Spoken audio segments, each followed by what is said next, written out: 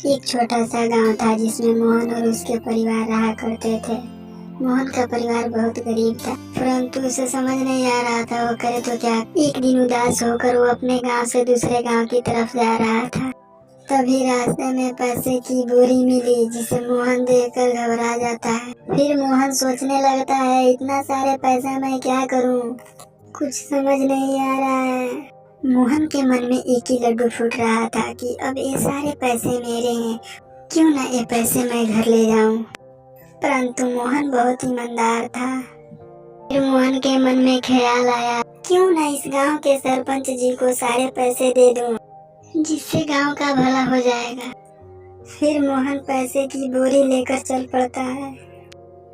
जाते जाते रास्ते में गांव के सरपंच जी दिख जाते हैं और सरपंच जी पूछने लगते हैं, अरे बेटा, ये पैसे की बोरी तुमको कहाँ मिली।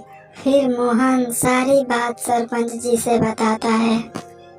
सरपंच जी बोलते हैं, अरे बेटा, ये गरीब आदमी का है जो पैसे इलाज के लिए ले जा रहा था, उसका पैसा ये रास्ते में गिर गया।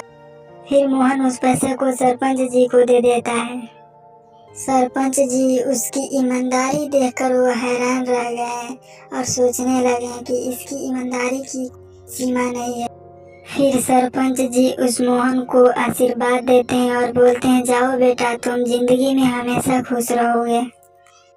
जब मोहन अपने घर जाता है और अपने परिवार से सारी बात बताता है, तब मोहन के परिवार दंग रह जाते हैं कि अरे, मेरा बेटा इतना समझदार और ईमानदार है। हे प्रभु, हमें आशीर्वाद दीजिए कि हमारा लड़का हमेशा सत्य और सही के रास्ते पर चले।